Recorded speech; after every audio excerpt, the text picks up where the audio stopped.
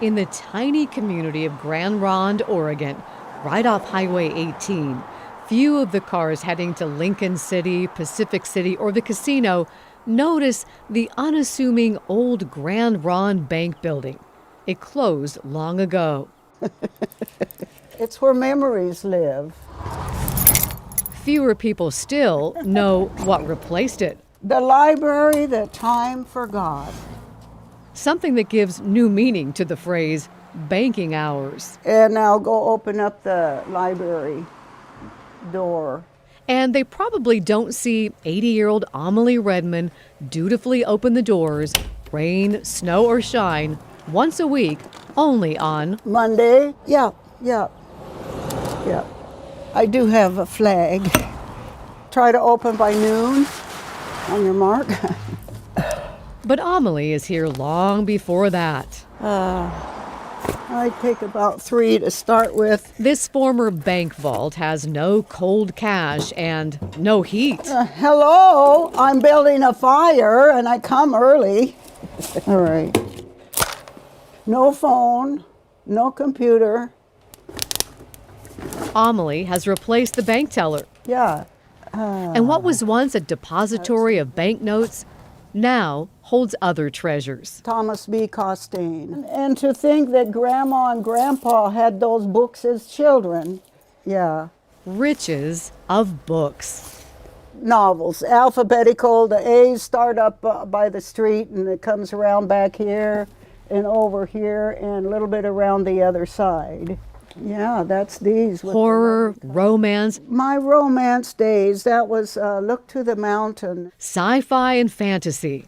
They're all donated. Yes, truly.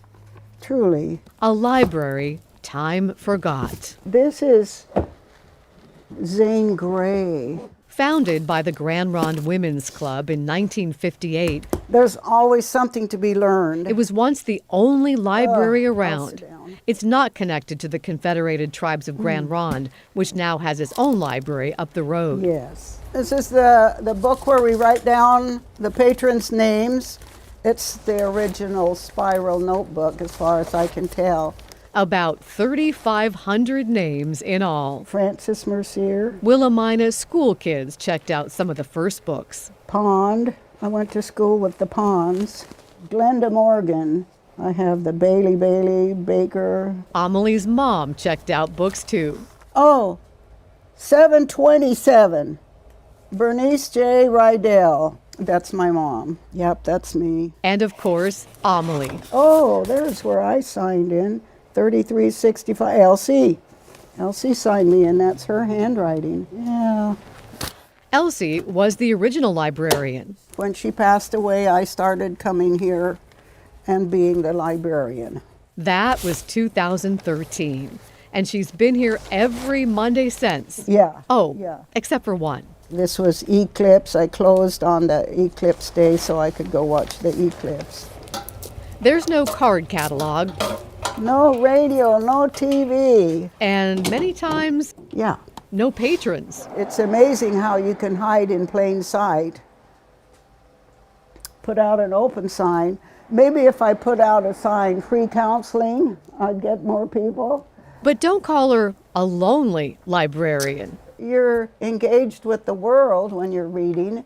And even when no one else is here, she always has company. Yes, look at all the free books I get to read. I haven't read them all yet. The Fiery Fingers. Oh, man. And keeping this hidden in plain sight little library open has become Amelie's calling. It's keeping the spirit of learning. And on average, once a week, Yeah, somebody. Who is that?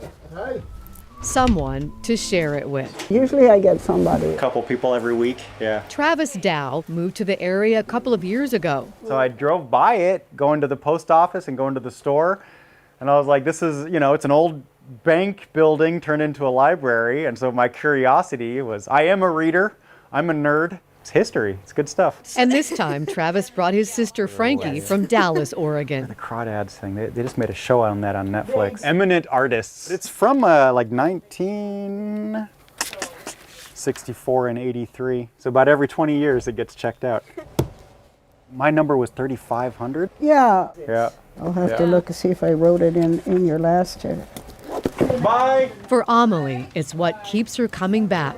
Oh, yeah. Monday after Monday after Monday. I haven't been replaced yet.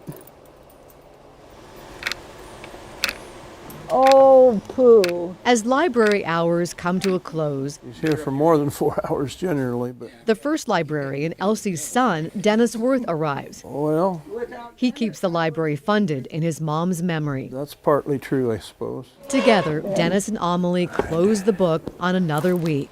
We're on our way out the door. For the little library waiting to be discovered You got it? off Highway 18, standing as a quiet legacy that speaks volumes.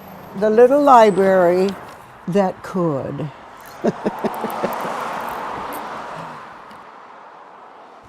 And I want to thank our amazing KGW photojournalist, Kurt Austin, who shot that story. Now remember, Amelie's only open Mondays from noon to 4. There is no phone, so you can't call her. There's no computer, you can't email, no website. But if you want to get a hold of her, Pat, I guess you could leave a note at the front door. And we have directions to the library on our website, kgw.com.